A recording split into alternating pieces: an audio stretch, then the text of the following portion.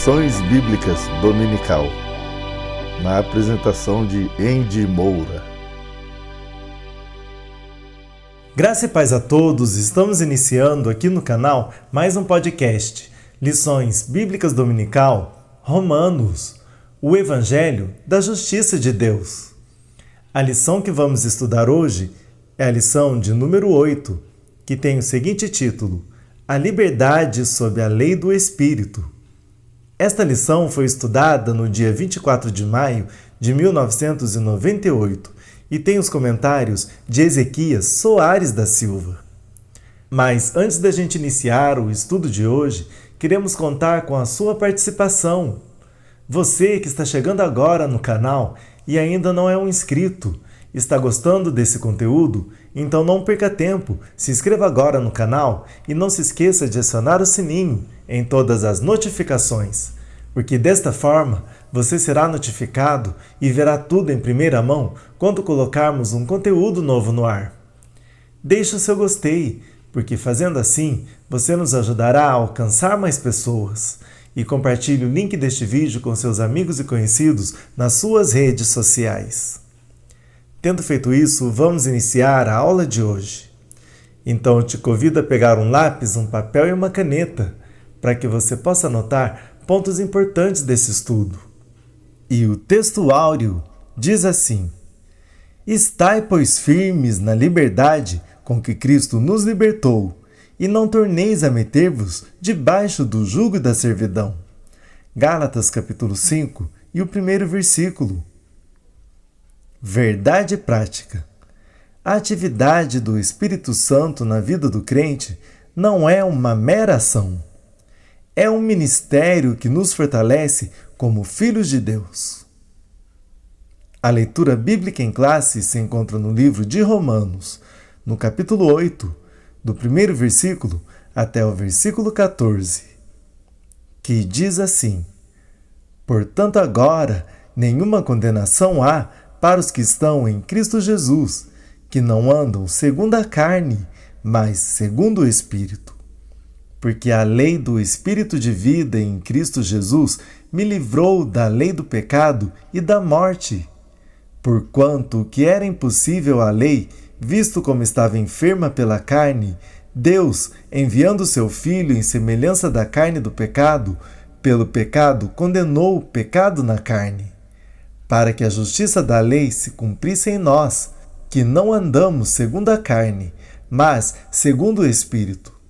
Porque os que são segundo a carne inclinam-se para as coisas da carne, mas os que são segundo o Espírito, para as coisas do Espírito. Porque a inclinação da carne é morte, mas a inclinação do Espírito é vida e paz. Porquanto a inclinação da carne é inimizade contra Deus, pois não é sujeita à lei de Deus, nem em verdade o pode ser. Portanto, os que estão na carne não podem agradar a Deus. Vós, porém, não estáis na carne, mas no Espírito, se é que o Espírito de Deus habita em vós. Mas se alguém não tem o Espírito de Cristo, esse tal não é dele.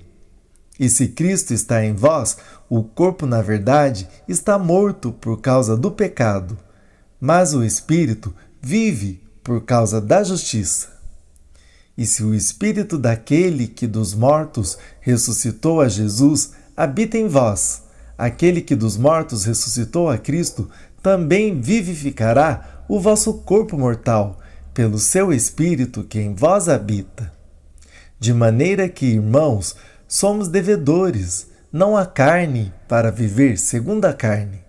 Porque se viverdes segundo a carne, morrereis. Mas se pelo Espírito fortificardes as obras do corpo, vivereis. Porque todos os que são guiados pelo Espírito de Deus, esses são filhos de Deus.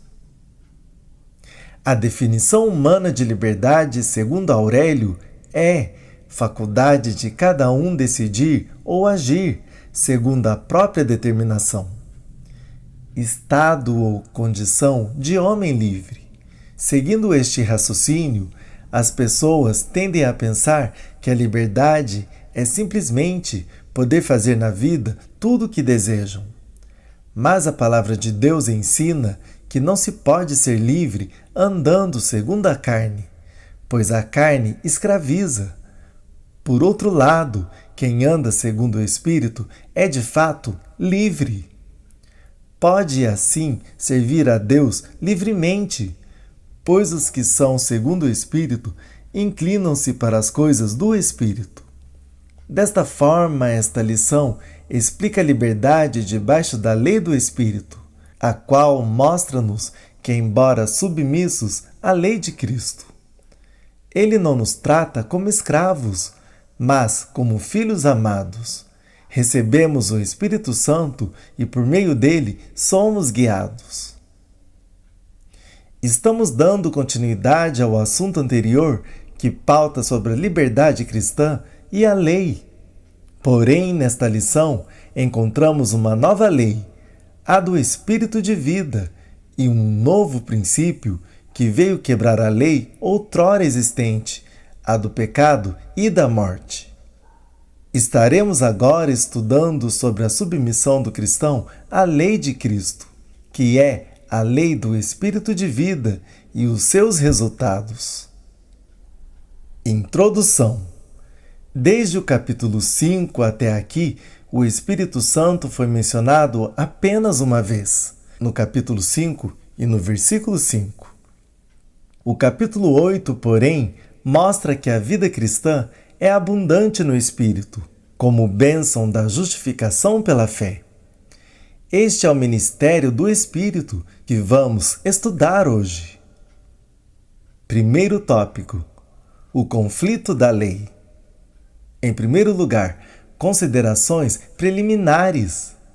Observe que o texto em pauta começa com a conjunção portanto, versículo 1, que mostra sua ligação com o capítulo anterior. É necessário entender a parte final do referido capítulo, capítulo 7, do versículo 13 até o versículo 25.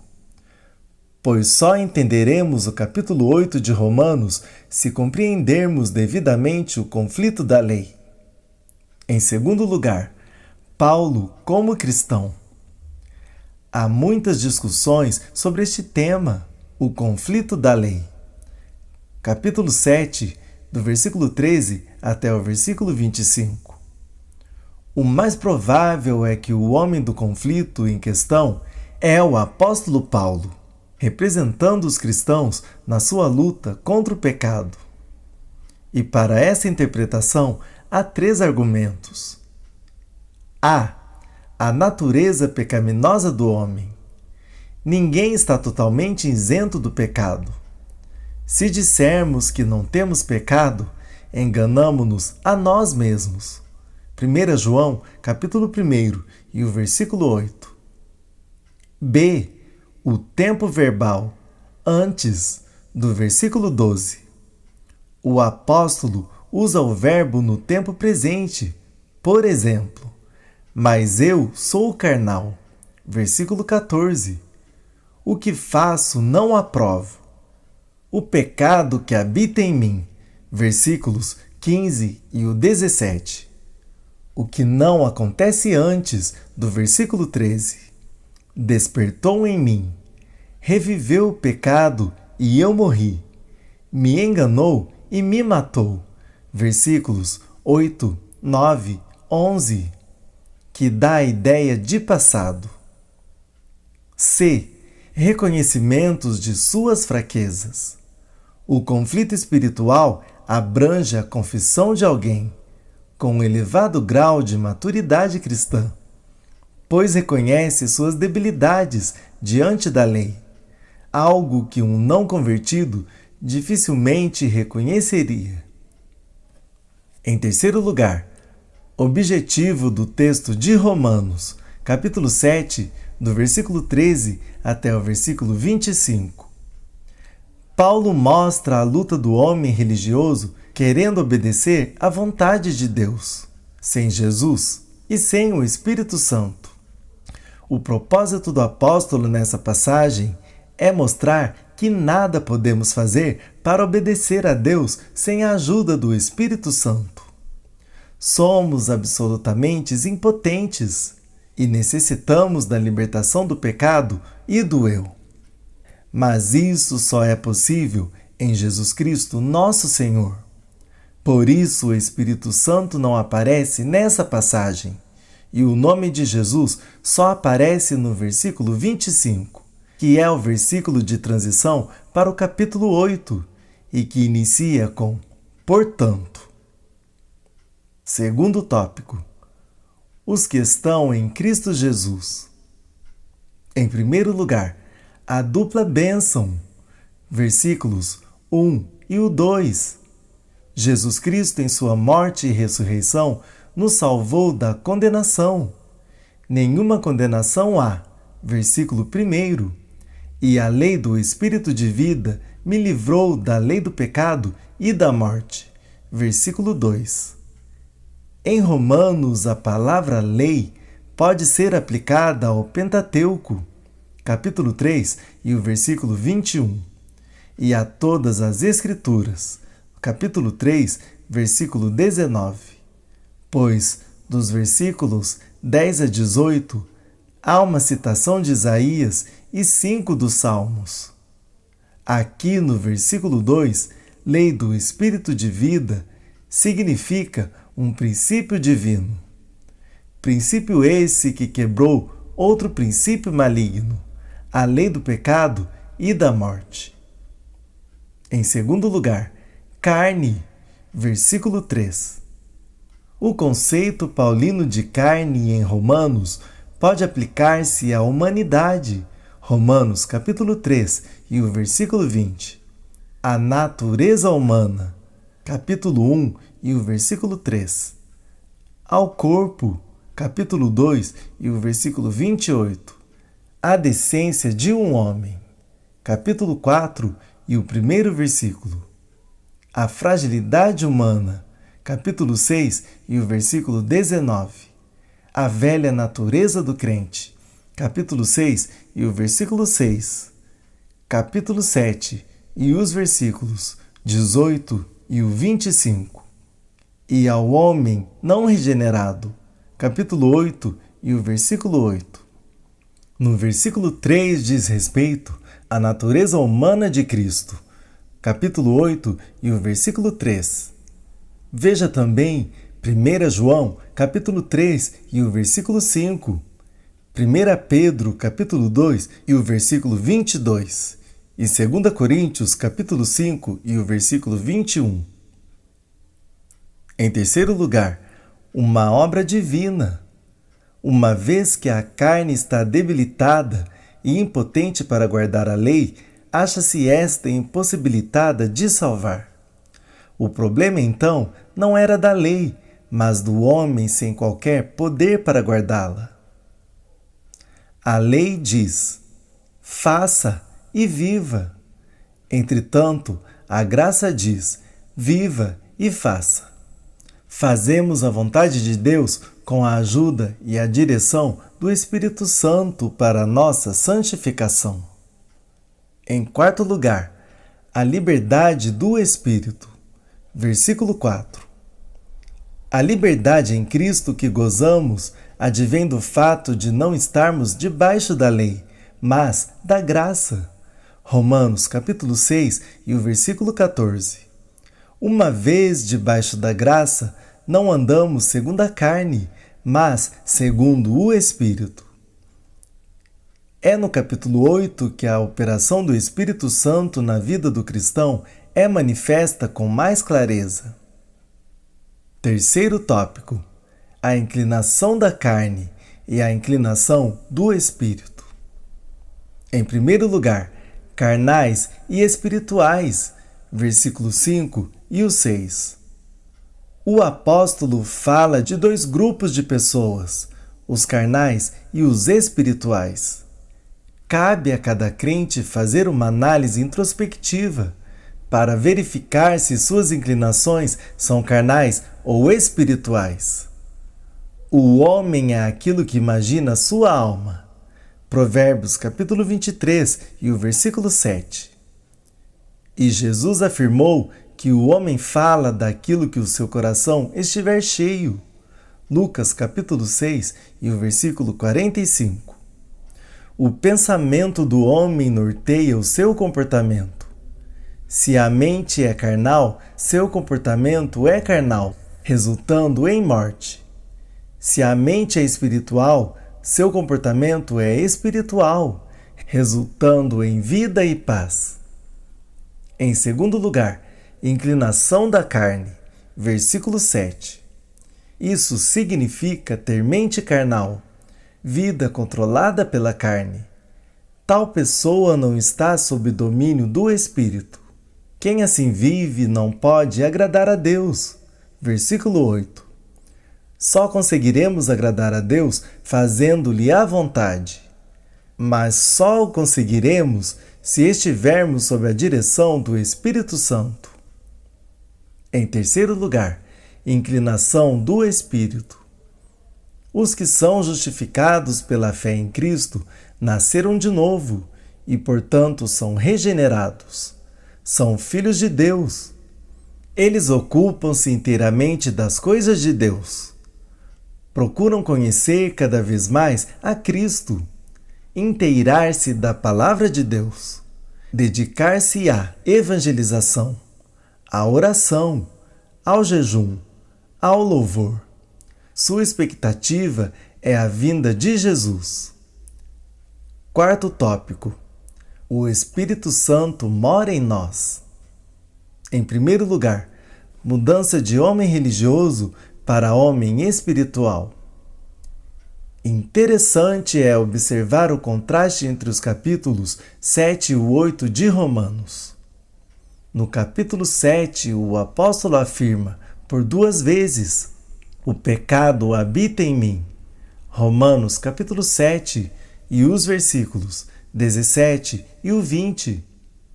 No capítulo 8, é o Espírito Santo que habita em nós. Versículo 9. Agora somos devedores ao Espírito, que nos deu vida, e não à carne que resulta em morte. Versículos 12 e o 13. Em segundo lugar, o Espírito de Deus. Versículo 9. O Espírito Santo é chamado Espírito de Cristo. Atos capítulo 16 e o versículo 7. Filipenses, capítulo 1 e o versículo 19. São referências à deidade absoluta de Jesus. João, capítulo 1 e o versículo 1. Capítulo 9 e o versículo 5. Tito, capítulo 2 e o versículo 13.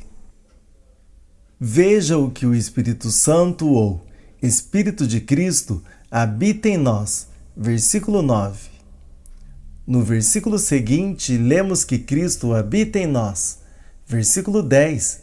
E o versículo 11 diz que somos morada da Trindade. Em terceiro lugar, filhos de Deus. Versículo 14. Somos filhos de Deus por adoção, através do sacrifício de Jesus. Do versículo 15 até o versículo 17. Gálatas, capítulo 4, e os versículos 5 e o 6. Como filhos recebemos o Espírito Santo e por meio dele somos guiados.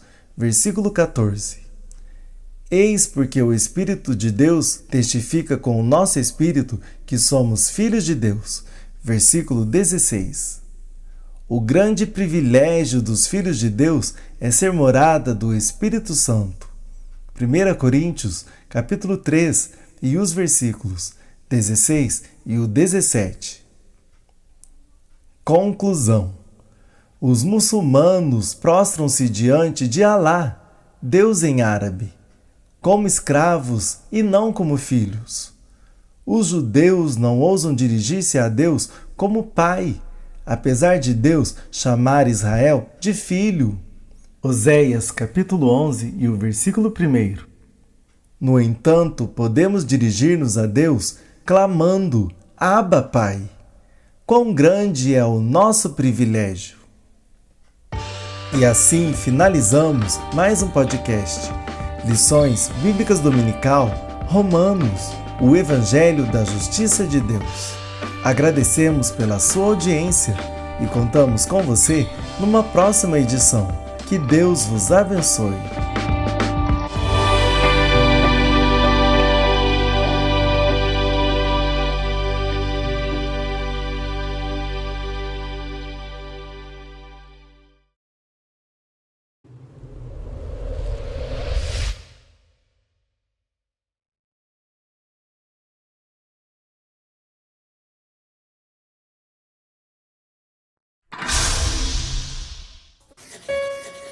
Filhinhos, o fim está aí. Como já ouvimos, o Anticristo está prestes a surgir. E muitos, como ele, estão surgindo. Por isso, estamos certos que o fim está aí. AMRL3, o canal da família cristã.